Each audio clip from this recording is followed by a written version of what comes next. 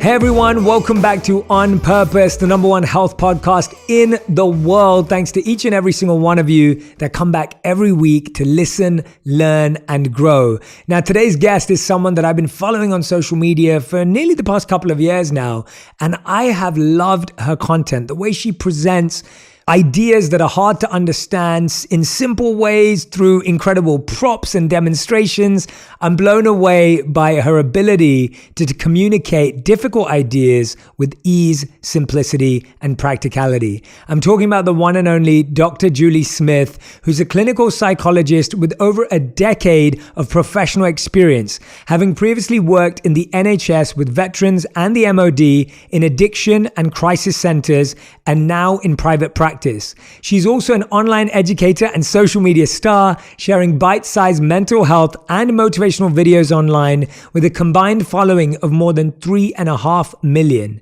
In November 2019, Julie launched her TikTok account to make her services and education about mental health more accessible. During the COVID-19 pandemic, Dr. Julie's audience on TikTok grew astronomically as young people related to the videos she was making about mental health and her advice to use. Now, I am so excited because in front of me I have her first amazing book that's out called Why Has Nobody Told Me This Before? Everyday Tools for Life's Ups and Downs. I want you to go out and grab a copy. It's already a number one Sunday Times bestseller, a best-selling book. Please go out and grab a copy of this. Dr. Julie Smith, welcome to the show. Thank you for being here. Oh, thank you for having me. It's an absolute pleasure. I've been really looking forward to it. I know, we've been trying to make this happen for some time. Let's dive straight in. I want to understand what you saw as the greatest challenge of people that you were working with.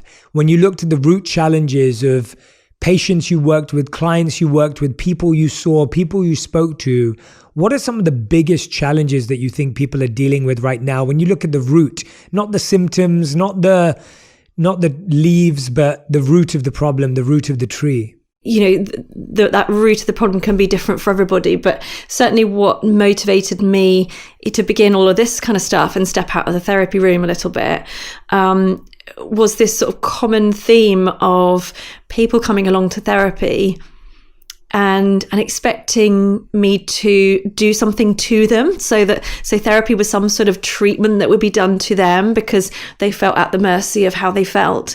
And a lot of people didn't have the education about how their own mind works and how their own body works to feel empowered by the idea that you can influence how you feel, that you don't have to be completely at the mercy of it. There are things you can do to help yourself.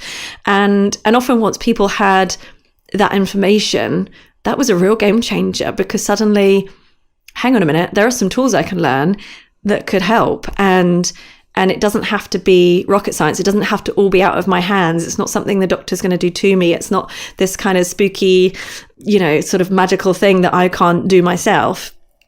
So I think that really sort of fired me up, that there was a lot of information and education that is often provided within certain therapies anyway, that just is life-changing for people because it enables them to take their health into their own hands a bit more and not feel that they're at the mercy of it.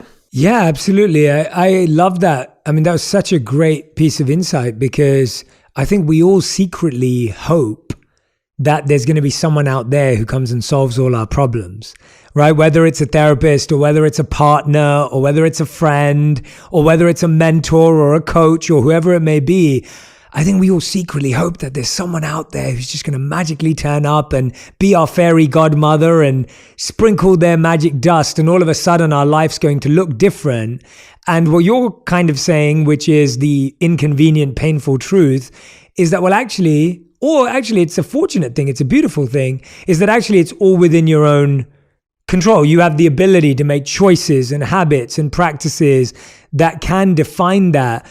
Why do you think it is that we are looking to outsource our well-being or outsource our journey? Why is it that we're trying to say, fix me or solve me? Where does that come from? I think it comes from sometimes not knowing that there are things you can do that help. and that I think there's a sort of culture around needing to buy something that is going to fit. It's good marketing, I think.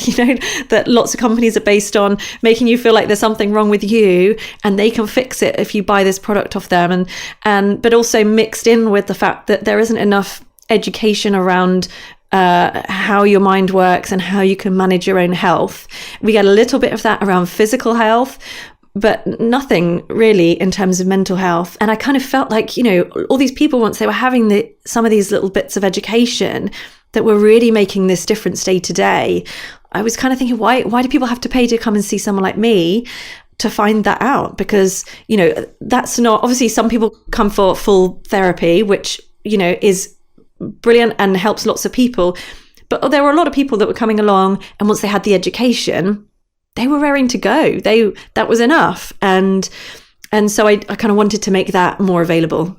Absolutely. So for those of you who don't have the book in front of you yet, I know you will after this podcast, Dr. Julie's talks about everything from moods to motivation, to emotional pain, to grief, to self-doubt, to fear, to stress, to meaning, all beautiful themes and topics. And we're going to dive into a few of my favorites from when I received her book over the holidays. I really wanted to talk about mood, and I want to dive in with you now. I think mood and a low mood have become such common experiences now, and the idea that we have certain days where we feel good, and there are certain days where we just feel bad and unmotivated, and we don't want to get out of bed, and we don't feel like doing anything. How should we be approaching those days or those weeks that start to feel like we're stuck, we're not moving, nothing's happening in our life? How should we approach that feeling and emotion? Well, I think it starts with understanding that it's a normal part of being a human being. And I think that's often something that holds us all back is, there's this sort of, I don't know if it was something that's been sort of pushed by, social media or anything like that, but it's definitely online, is this idea that that somehow our default is one of happiness and contentment, and anything outside of that means you're getting something wrong, which is just absolute rubbish. That human beings are built to fluctuate, and emotions come and go. The pleasant ones come and go, and the unpleasant ones come and go as a part of that experience, and that's a normal. And if you wake up and your mood isn't as you want it to be, that can be caused by so many different things. You might have not slept well, you might be dehydrated, you might be dealing with something normal like grief, or there could be anything.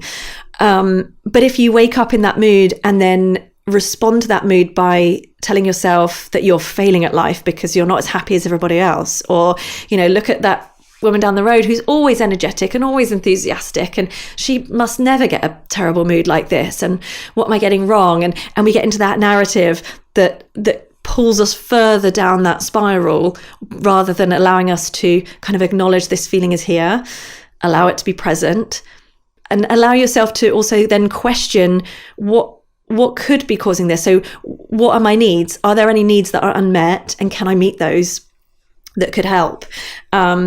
And sometimes it is just a matter of doing what you can to meet those needs, if you can identify any, and then allowing that to calm naturally. Yeah, no, I like the idea of meeting your needs, because I think what's really interesting about what you just said is that so many of us are almost judging ourselves or critiquing ourselves for running out of energy. And it's almost like looking at your phone on 3% and hating your phone for being on 3% battery life. And it's like, well, no, a phone is either going to be 100 or 90 or 80 or 70, and it's going to get to 3, or it's going to get to 1 if you don't recharge it. And it's the same thing with us. Like you're saying, that as humans, our emotions fluctuate, our moods fluctuate. We're either at 100% or we're at 3%, but we can't start hating ourselves at 3%. We can't start judging. We have to go, okay, I need to stop and recharge. I need to stop and take a moment. And that's where your question of, okay, what are my unmet needs? It's almost like, okay, well, what do I need to do to charge me? That feels like the right way to think about that. I think one of the biggest challenges, Dr. Julie, you've probably seen is that people trying to avoid low moods. We're trying to avoid feeling bad. We're trying to avoid feelings. What happens when you try to avoid an emotion or when you try to avoid feeling? What actually happens to us? Yeah, well, it can get quite extreme. If we have these kind of blocking behaviors. So if a feeling is aversive in some way, whatever it might be, if we as soon as we start to feel it or even see signs of it that it might be approaching, we put in those blocking behaviors. And so, I don't know, you might find yourself with your head in the fridge looking for something to eat, or you might find yourself, on Netflix, just watching program after program, or drinking, or whatever that blocking behavior is for that person, or maybe staying really busy at work, and trying to convince yourself, that you've got all this energy or whatever. But when you do that, when you block emotion out, what you can end up doing is blocking them all out. So I'll often have people who get to therapy after years of doing that, and they feel numb. And they not only have they managed to block out all these negative emotions, so life is less painful in that way, it's almost become more painful because they've also blocked out their ability to feel joy or pleasure or love. And they start to question, gosh, do I love my partner? I'm not interested in all the things that I used to find pleasurable. And there's this kind of numbness. And people imagine that, there's this sort of, emotions have this bad rap, don't they? Where they're apparently this kind of irrational mess that you need to stay away from in order to be a highly functioning individual, rather than it being a part of how we work. And so, by pushing all of those away and trying to stay away from them with the idea that we'll somehow be kind of logical beings, actually being devoid of emotion strips away your life in terms of your sense of meaning or your enjoyment from life. And so that idea that, if you block one emotion well enough, you'll also block a lot of others, and then you can really start to struggle. So a lot of what we do in therapy is, changing our relationship with emotion, is looking at how can we allow emotional experience to come and go, and not only accept it, but also welcome it. How could you allow fear or low mood or sadness to be there and let it be welcome in the present moment? That's just a bizarre kind of state of affairs, right? How, we've never been taught to do that. You're taught to kind of brush it off and pretend it's not happening and make it go away. And so it's a kind of new experience, and honestly, you'll know a lot about this yourself with, using sort of mindfulness to be able to practice sitting there and allowing experiences to come and go. Yeah, no, I think the biggest thing I took away from what you shared just there is this idea of blocking behaviors that seem like very normal behaviors, and they seem very easy and accessible, and they feel like they make sense. They look normal because a lot of people do them. And then when you really break it down and you go, oh yeah, wow, that's a blocking behavior. I'm actually trying to just numb myself from feeling things. And I love what you said, where you were like, well, actually, if you numb yourself from feeling something, you potentially could numb yourself from feeling anything, like everything, a lot of other positive emotions as well. And so by weakening your ability to feel pain, you actually weaken your ability to feel joy. And that idea is really fascinating, because that as a block is a block that we all know we don't want in our life. That's, I've loved that you've given me that reflection today, because I didn't necessarily connect the two in that way. When you talk a lot about motivation in the second chapter, and I'm glad that you touched on motivation, because I know, and I'm sure you get this too, I get so many DMs on a daily basis or messages saying like, I'm not motivated. What do I do? How do I find motivation? I don't feel any motivation today. And one of the sections in your book that I loved is called, How do you make yourself do something when you don't feel like it? And it's really funny, because someone asked me recently, they said, Jay, what do you think is the greatest skill you can have as a human? And I really thought about that. I was like, what is the greatest skill that you could have as a human? And the idea that came to my head was the greatest skill you can have as a human is being able to do something that's good for you, even when you don't feel like it, because that is the crux of life. Like the amount of days that I wake up and actually want to go to the gym are very, very few. But do I feel amazing after going to the gym? Yes. Meditation's been a part of my life for a long time, so it's changed. I have a healthy relationship with meditation, but there are still days when I don't want to meditate, or I'm too tired or exhausted, or I'm too bored to go to sleep early. And so I'd rather think that maybe if I stay up a bit late, I'll be more entertained. And so I find that things that are good for me feel hard in the beginning, but feel great afterwards. And things that are bad for me feel easy in the beginning, but they're really bad for me afterwards. Talk to us a bit about how do we get good at doing things when we don't feel like it? Because I am completely with you. I think that's like an undefeatable skill that we all need. Yeah, absolutely. And I agree with what you were saying there. You know, it's that sort of motivation feeling, that sort of elevated energy, inspired feeling that you get is the feeling you get as you walk out the gym, not as you walk in generally. And it's after action and effort. You then think, you know, I never sort of feel like going to the gym either. But when I come back from the gym, I think, I should do this every day. This is great. and I think it starts with recognizing that pattern, doesn't it?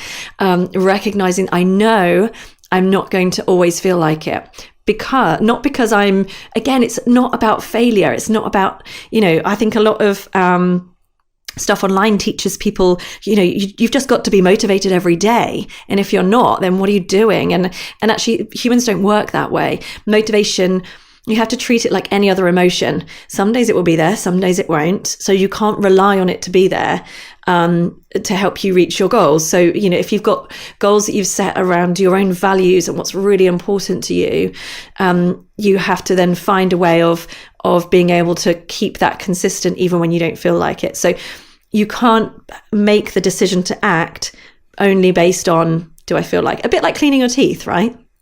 So you clean your teeth every day. You never consider whether you really want to or not. It's just something that you do because you consider yourself someone who looks after their dental hygiene, right? And it's, you know, so it's just part of your day. It's non-negotiable. And you can kind of work with it a little bit like that. But when you see emotion as something that can come and go, you can then acknowledge that you can tap into other reasons for doing the thing that you want to do. So I don't feel like going to the gym today, but I have set myself a goal to increase my fitness because it's important to me that I am fit and healthy for my children as they grow up. I want to be able to play with them and live a long life, to be with them for as long as possible, and those sorts of things. So you're tapping into your values system and being absolutely clear on why you're doing that thing. And even if it's, gosh, you know, if it's, I have to go to this job that I hate, it might be because you're going to put food on the table at the end of the week for your children, or you're going to keep a roof over your family's head. And, you know, you can tap into those sorts of values, even if it's something that isn't, you know, something that you would, you know, benefit from sort of personally or in terms of your kind of health or well-being. You know, life can be really tough in that way, but you can tap into, well, why is it that I'm doing this really, really hard thing that I'm hating? Oh, it's because actually, yeah, I'm the breadwinner and it's important to me to look after my family and stuff like that. So you can kind of tap into the values. But also we something that's taught in a therapy called dialectical behavior therapy, DBT, is often taught to people who feel overwhelmed with emotion and then respond to that emotion in a sort of high risk or unhealthy way. And so what you teach people is a skill that they call sort of opposite action. So and you use mindfulness to help people recognize that difference between having an urge to do something and then acting on it. So, you know, the trouble is, you know, your different aspects of your experience are all experienced at once. So it's like, I think it's like weaves in a basket. You have your thoughts and you have your emotions, you have your physical state, you have your urges to do or not do something, but you don't experience them as separate. You know, you don't describe it in your head. You experience this whole thing in one. And so you're often acting based on urges, and there's no gap in between.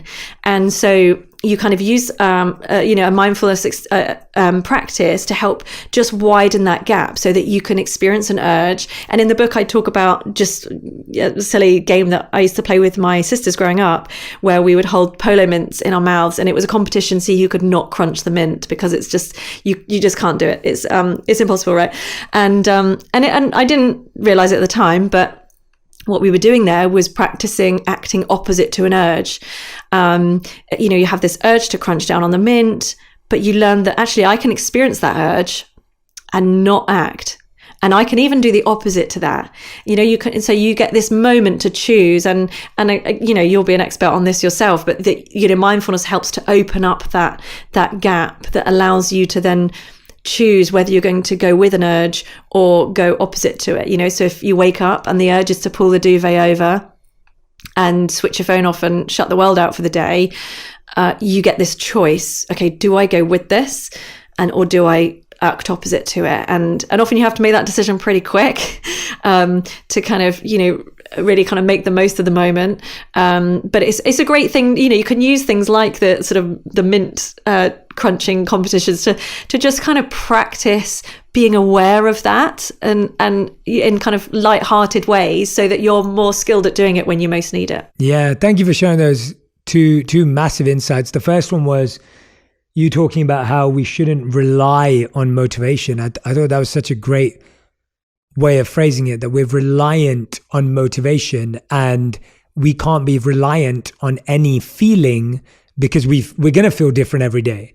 And the problem is we're trying to create the same feelings every day. And you're spot on that when I think about my life, I don't feel the same today recording this episode with you as I felt the same recording my last episode with the other guest. I feel different. And so I can't rely on how I feel. I have to rely on why I'm here, and why I'm doing this, and why I'm trying to serve my community, and why On Purpose listeners want me to show up at my best, and I want to show up for them. And that's what's driving me, not how I'm feeling right now. And so almost being driven by something else. And then coming to what you just said is that difference between the urge and the ability to take that space and time to respond. And in the spiritual texts, when we studied that about the mind, the three words were thinking, feeling, and willing. So it being like the gap between thinking and willing, like from having the thought to actually doing it, you have that gap that you can adjust and edit and change. And you're so right that we almost need to create that gap in areas of our life where we're not trying to practice it, if that makes sense. So what I'm trying to say there, and I'd love to hear your thoughts on this, Dr. Julie, is that if you're trying to wake up early in the morning, don't practice trying to create this gap between the urge and pulling the duvet over in that moment. Practice it outside of the moment so that then you can bring it into that area. Whereas if you practice in that area, chances are your default action is going to come across. Does that make sense? And how could you build that conditioning in another area of your life? Yeah, absolutely. I would say practice with things that feel easy and manageable, just create some repetition in doing that. And actually, nobody will be starting from scratch either. There will be times when you use that skill, but you just haven't recognized that you've used it. And sometimes I think becoming aware of when you use it and it's successful helps you to feel more positive about the fact that you can do it. So, I don't know. Yeah, I've got young children. So, sleep deprivation is, torture. And, your baby will wake up for the 6th time in a night, and you've got to be up at 6 for work. And you hear them cry and you think, I just cannot get out of bed one more time. And so your body is telling you, no, I can't do this, in a very powerful way, but you do it. And you do it because you have a set of values about the kind of parent you want to be. And so, in those instances, for example, you will be doing things, or it doesn't even have to be at night. It could be anything. You might not feel like making another sandwich or, buying another load of ice creams or whatever it is for your family. But you do things because you maybe have a set of values around that, or something's important to you about that. And so it's really useful, I think, to kind of sit and think about the times when you already do that to success, so that you can really tap into that and recognize that therefore it is possible to translate it. And like you say, practice in a way that is enjoyable and manageable. And, even with the polo thing, or, kind of mindful eating and stuff like that, where you kind of pause and experience food before you allow yourself to then move forward and eat it, for example, or just kind of lighthearted things that feel easy. Because like you say, the first time you do it, it probably won't go well, and then you think, oh, this doesn't work, move on, and then you're stuck in the same cycle. Yeah, I love that. Have you actually done have you done a video on the mince experiment? I think it's such a great one. No, I haven't. Yeah, it'd be good to see you do it with your sisters again. That'd be amazing.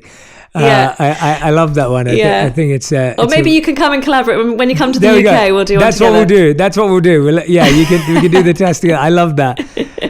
One of the other things, Dr. Julie, actually, this just came to mind while you were talking, that you spoke about, was that we just feel this rush of everything at the same time. Can you help my community today and audience today to understand the difference between thoughts, feelings, and emotions? Because we feel them all, or we experience them all is a better word. We experience them all at the same time. And like you said, we don't label them effectively. We don't even know the difference. And we use the words interchangeably today. And that's probably not healthy either, because then when we I think language is just so important.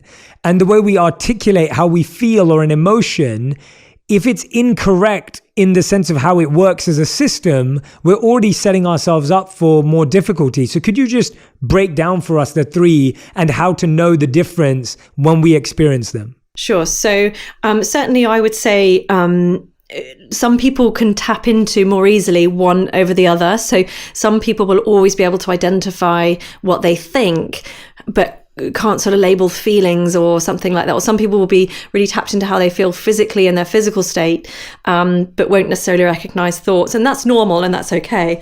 In terms of thoughts, I often talk to people about it's that, the description, the narrative that's going on in your head, the way you talk to yourself in your head, or the different sort of words that pop into your head, or images even. So it's that kind of, how you talk to yourself in your head, whereas emotions are feelings and sensations that you have. And then we often separate that from sort of physical sensation and therapy. So we'll talk about your physical state. So, where you feel things in your body and how your body feels at certain times. And then behavior being, I often split behavior into urge and action for reasons that we've been just talking about, to get people to recognize that you might have an urge to do something, but you might not do it. And so, actions are what we do or don't do at any given point. But you might be able to elaborate on those yourself, actually. I mean, how would you kind of describe emotions? Yeah, no, the difference that I've at least understood, and by the way, I love what you said. The way I've heard it being explained is that feelings are our experiences of emotions. So emotions are something that is chemically, biologically, physically happening.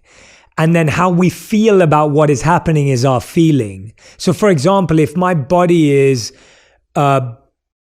feeling exhausted, if my body is tired, and the emotional experience would be, low energy, the emotional experience would be fatigue, etc. We know what's happening with the chemicals in that space. Then my feeling is, oh my God, I'm so exhausted, I'm shattered, I'm destroyed. And that's a feeling, that's a story that I'm adding to that. And now, as you said, the thought is the narrative, which I love that way of describing thoughts. My narrative is now, oh, I should have taken better care of myself. I should have slept earlier. I should have done this. I could have done that. I'm such an idiot because right. That's that thought narrative. So that's how it actually connects from how I've understood it. And it's made sense to me, because I think a lot of stuff is happening biologically and chemically that we're then adding an emotional feeling and layer to, that isn't helping, because we get stuck in our head with something that's actually quite physical, if that makes sense. Yeah, absolutely. And often I get that when a really common question I get is, what's the difference between stress and anxiety? And often the answer that I give for that is often around, they're actually part of the same physical reaction. You have this one threat response and you only have that one threat response. So what your body is doing is essentially the same, but we conceptualize it differently. So, and I also often talk about this idea of, stress being, let's say you allocate yourself, 10 minutes to go off and go to the post office and post a parcel, and you get there and there's this huge queue and you're stood there, tapping your foot thinking, oh no, I'm going to be late for my meeting. I only allocated 10 minutes for this. And that kind of pounding heart and, the sweaty palms and that increase in the level of your alertness is your stress response that's enabling you to sort of increase your alertness so you can reprioritize if you need to, so that your brain can start problem solving and working out, do we ditch this and get to the meeting? Is that more important? Or do we do this? Or how can we, skip the queue or something? And so that would be stress. We would conceptualize that threat response as stress. But if it was anxiety, then it's more likely to be based around sort of something like fear. So some sort of threat, physical threat to your safety, for example, or a psychological threat. Let's say it might turn into anxiety if you were really worried about this. Maybe it's not a meeting, maybe it's a big conference, and walking in late would mean you felt humiliated, and that would be a psychological threat, right? And so you might feel anxious. And so it's still that same threat response kicking off, but you're conceptualizing it slightly differently. Yeah. And when I was researching for the book, actually, I found some great research around sort of emotion vocabulary and granularity. So the ability to feel something and give it a label. And it really doesn't matter what that label is. It doesn't matter if it matches everybody else. It helps if it matches everybody else's, but it doesn't have to. The more labels you have for different feelings that you have, the better your outcomes in terms of how you're then able to deal with it, because you're just giving your brain a little label that says, okay, I recognize this. I know what to expect from this. Exactly. I love that. And I'm so glad that you brought that up, because I think that diagnosing something is what makes it easier to deal with. If you don't give something a label, you're now dealing with uncertainty again. And I think with a lot of anxiety and stress, we have repetitive thoughts and repetitive feelings. It's not necessarily a new thing. A lot of the time, it's the same thing being triggered by a particular event, a particular person, a particular place. And therefore, being able to label it, as you said, allows you to feel a bit of comfort with it. Like, I know that anytime I go on stage, I will always feel a sense of nervousness. Like, I will always feel nerves, no matter how many times I've spoken on stages to tens of thousands of people, whatever it is, I always do. And as I got more used to that, I just started to realize that's what happens when I care. And I was like, that's what happens when I care. That's what happens when I really am genuinely present with that feeling of this is important, this is meaningful. And when I sit into that and I breathe that way, and I have my breathing practice that I do, my mindfulness practice, it happens every time, but I already know it's going to happen. And so now I'm not surprised, and it's not something new. Whereas, like you said, if you don't label that, I label it as care. If you don't label that with a word, now it's like, oh no, this is happening all over again. And I don't know what to do with it. And I don't know why it's happening. So I think that's a really great insight. One of the things you go into this book, which I thought was really beautiful and really important, is grief and loss. And of course, so many people have lost so many people in the last couple of years. I lost two really deep people in my life, and not to COVID-19, but I couldn't see them because I couldn't travel back. So I lost one of my spiritual mentors, who I've spoken about on the podcast before, to stage 4 brain cancer, and he passed away after many years of suffering with that. And then I lost one of my closest friends who I lived as a monk with. He was still a monk, and he passed away to cancer as well. And I couldn't go back and see him because I couldn't travel back to the UK where they were in hospital. And so grief is something that I think is one of the hardest things to talk about. I even often get messages from people saying, well, what do you say to your friend when they've just lost someone? what do you say? Like, what do you text? Like, okay, you can text your condolences and your love, but like, what do you say? What, as a therapist, what is the healthiest thing to do when your friend has lost someone? How should you talk to them? What is something that is useful, comforting, and helpful at that time? I think a lot of people struggle with that. Yeah. And I've done some videos on this actually, because it's a really common question. And I feel like, for everybody who's struggling with grief or something else, there are this circle of people around them who really care and are then struggling with the idea of getting it wrong and saying the wrong thing. And I think a lot of people worry so much about saying the wrong thing that they don't say anything at all. And certainly I've done that before myself. And, I think we have to maybe get away from the idea of having specific things that we must say or must not say, and instead being okay with expressing how we feel. So, if something feels like a shock, say that, label it. And if you're worried about what to say or what not to say that too. I feel so sad for you. This is awful. I really want to be there for you, but I have no idea how or what to say. And then, if you go with how you feel, in terms, you probably want to know how they're doing. And so ask those questions and maybe make those, if you want that person to feel able to open up, maybe ask open questions, that aren't going to, open questions are questions that invite an answer that's longer than a yes or no answer. So, if you ask it, are you okay? Someone will go, yeah, fine. But if you ask, how are you doing? Then someone is invited to kind of talk at length and things like that. So if you're wanting to start a conversation about that sort of thing, then those are great ways to do that. But really, I would, you can kind of churn yourself up with what's the right thing to say, what's meaningful or profound or going to change how they feel. And essentially, you're not going to change how they feel. What you can add to the mix is letting them know you care for them and that their distress matters to you and that you want to get it right. So, it's okay to ask someone, how can I support you through this? What do you need? Because often those people will have an idea about what they need. And often it's just checking in, isn't it? And knowing someone's there to support you. I mean, what are helpful things that people have said to you? What's really interesting is that I don't think a lot of people did say anything to me, and not that I needed them to. I'm an interesting person with certain things. Like, I find when I go through pain or stress or anxiety, I like sorting it out myself. So I'm not much of a talker when it comes to certain things, apart from if I'm working with a coach or a therapist or someone who I trust is helping me make sense of something.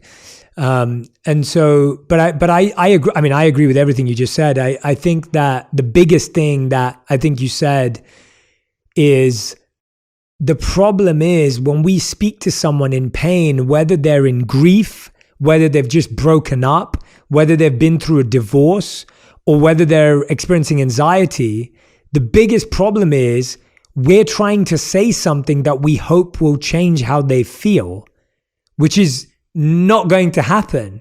It's too much pressure on you. It's too much pressure on them. It's just not going to happen.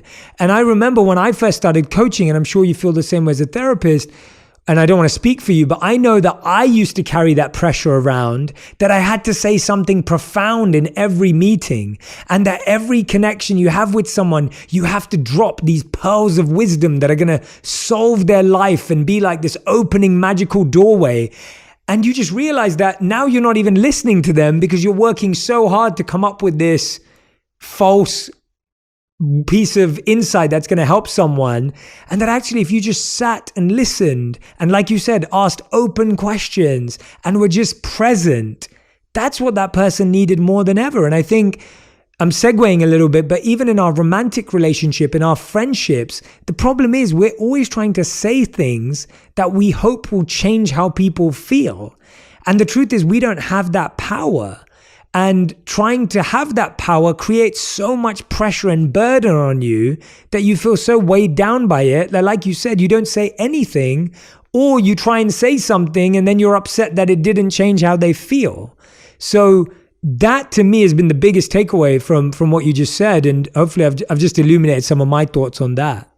Yeah, I think, and it's interesting actually how things work in therapy. You know, someone might go to therapy for the first time and imagine that they're going to take this feeling in and the therapist will say something that will make it go away. And actually what you do as a therapist is sit with them in it. And, you know, you kind of, if someone's, let's say someone's, you know, in a hole, I think Brene Brown did this, example really well when she did a sort of example of the difference between sympathy and empathy. And, you know, instead of kind of standing looking down in the hole and saying, wow, that looks terrible, in therapy particularly, what we do is get down in the hole with them and say, yes, this is really tough. How are we going to work on this together? And, you know, what's next? And so, you know, that there's this real, I think when someone is grieving, it's okay to just be with them through your pain, through their pain. So there is no way that you can remove that pain. There's no way that you can bring the person back or make it disappear or fix it. But you underestimate the power of simply walking alongside someone through it and allowing them to just feel heard and cared for. Nobody really wants to be told what to do. They want to feel heard. They want to feel that they matter and that how they feel matters. And that in itself has such a profound impact over time. But, you know, building that kind of trusting relationship with someone is huge. So yeah, take away those expectations to be some kind of, you know, healer or, you know, fixer-upper, and just work on being a really good friend to someone. I want to segue a little bit, Dr. Julie, with what we were talking about, the idea of relationships and romantic relationships and love and breakups, because a lot of the emotions we feel, a lot of the feelings we experience are based on our relationships around love. And so whether it's the feeling of losing love, never getting love, never finding love, not being lovable, not being enough, not knowing how to love, like there is a lot of anxiety and stress around that, as you're well aware. And as you know, in our work, we come across a lot. When you look at that, when you look at the feeling of, I am trying to find someone to solve the void I have within myself, or the idea that if I find someone, then I'll be complete. If I find someone, then I'll be whole. How do you work with some, and I know that it's case by case, and of course I'm giving a broad question, but with that, how do you work with someone who you notice that that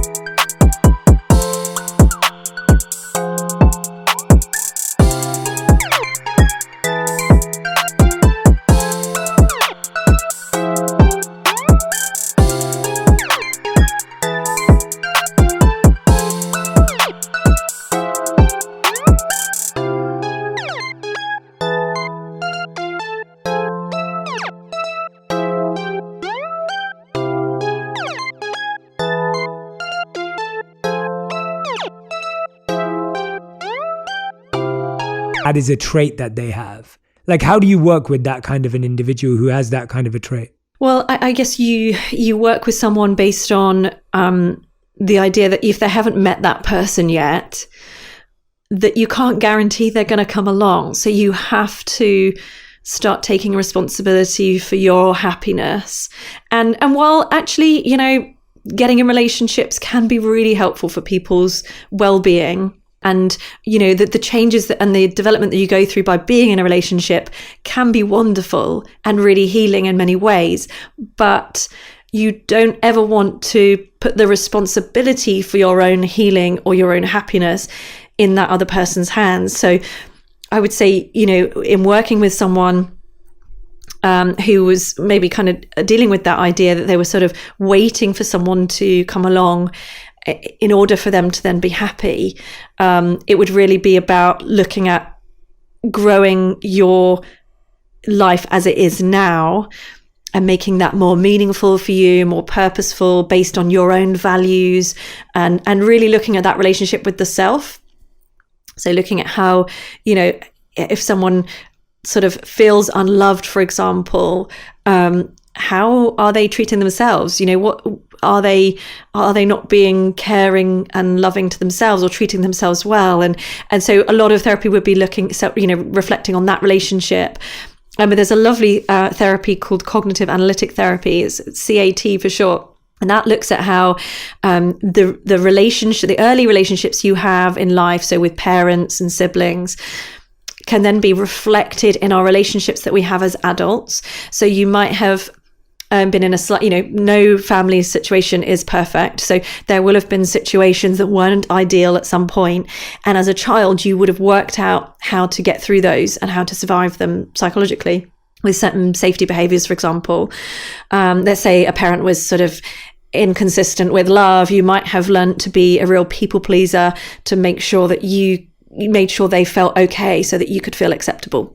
And then you get into relationships as an adult, and that habit of being that people pleaser continues perhaps, but then causes you to do that to your own detriment. So maybe you're working so hard on being astute to everybody else's feelings and making sure that everybody else is happy that actually it's making you ill because you're not looking after yourself, for example. So, and those therapies can be really helpful in looking at where did this cycle come from, and if it's something around looking for somebody out there so that you can finally be happy, then you can really break that down to where's that coming from, and how can I fix that cycle in a different way so that I'm not dependent on this person coming along and fixing it. Yeah, that's so great. So often we're fixing the wrong end of the cycle, right? We're just trying to solve the current feeling, the emotion, the situational problem right now, and you're like, well, actually, let's look at where the cycle started and how that mindset got formed and how that behavior got formed and how that desire for validation got formed. And actually, if we solve that, then we can see this completely differently. And that, I mean, to me, that's really where it all has to go. I've seen so many bad habits in myself that I picked up years ago in my childhood, and beliefs and bad habits, and that now you're like living them through as an adult. And you look at yourself and you go, oh, wow, like I just thought this was normal, but it's not, and it's not healthy. And so how can I work on that now? And actually tracing it back gives you a sense of separation from it as well, because you go, oh, this isn't me. This isn't mine. This isn't who I am. This is something I picked up along the way. And that distance is really helpful to say, this isn't me. This is not all about me. Doesn't mean you're blaming it on someone else, but you are saying that let me distance from this so I can actually deal with it and work through it. When you wrote this book and you titled it beautifully, Why Has Nobody Told Me This Before? Where do you think mental health and well-being are going over the next few years? When I think about things like Web3, the metaverse, when I think about obviously social media is continuing to grow, when I look at even people like yourself who've, obviously been able to communicate these ideas so phenomenally well through TikTok, we both know that social media can be an amazing tool to reach out to people, to connect with people, to serve people, to help with people. But when you see people navigating their mental health and well-being moving forward, what do you think are sustainable daily practices that we need to implement in order to live in a world that is technologically accelerated and advanced and isn't turning around? It's going to sound really boring, but a bit of self-awareness, which can come through things like journaling, something quite simple like journaling experience that allows you to stop and reflect on experience. And, that's a smaller scale of a little bit of what happens in therapy. And we were talking about those cycles then, and the way you become able to tackle a cycle that you're stuck in is by first becoming aware of it. If you're not aware of what the problem is, how do you even begin to think about solutions? And And so, even with this kind of fast-paced world and everything's online and our attention is being kind of stolen from us left, right, and center, the ability to step back and focus on you and your life for a moment is really a victory. And so I'm a sort of big advocate for sort of journaling and things like that. And even before I sort of did any clinical training, I look back, and when I was sort of growing up, any time that I was struggling with different emotions that I couldn't make sense of, or a situation that was kind of troubling me, I'm like you, I'm not a big kind of talker, or I'm very introvert and I spend time alone. My thing would be write it down. And if you write for long enough, you can begin to sort of make more sense of a situation. And that's really what we do in therapy when we're talking about those cycles. We literally map them out. So we write out what happens then, what happens next, and then it comes back around. So you literally get yourself a map in front of you. And by doing that, you get this separation. So, in the age of kind of social media growing, or all the problems that might come with that, you're only able to tackle that and make conscious choices about what you want for your life if you are able to step back and consider the problem first. Yeah, I'm totally with you on that. And that feels and resonates so deeply. For everyone who's been listening or watching today, we've just dived into some of my favorite chapters. But as I said before, there's chapters on motivation, emotional pain, grief, self-doubt, fear, stress, and a meaningful life. And what I love about the book is that every section has a beautiful summary with things to think about, things to reflect on. There's, like this whole section here, which breaks down certain introspection and reflection questions. So, Dr. Julie, I'm so grateful we got to spend this time together. I highly recommend everyone goes out and gets a copy of Why Has Nobody Told Me This Before? Everyday Tools for Life's Ups and Downs. I can't wait to meet you and connect with you in person, and we're going to do our mints challenge or something similar. But thank you for sharing this with us. We end every episode of On Purpose with a final 5. These are the fast 5 where you have to answer every question in 1 word or 1 sentence maximum. So Dr. Julie Smith, are you ready? Okay. Question number 1 is, what is the best advice you've ever received?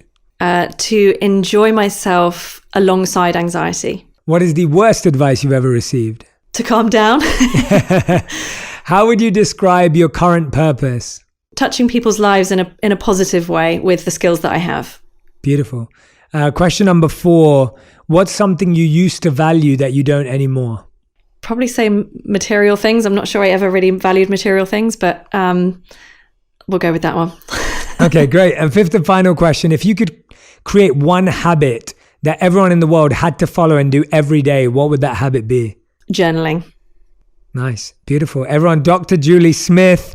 If you're listening or watching this episode, make sure that you tag us both on Instagram, on TikTok, on Twitter, on Facebook, so that we can see the nuggets of wisdom and all of that which you learned from this episode. I want to see all the takeaways. I want to see what's resonated with you, what stuck with you, what you're applying, what you're practicing. Dr. Julie Smith, I'm so grateful for your time and energy. Thank you for doing this at 7 p.m. on a Friday night in England.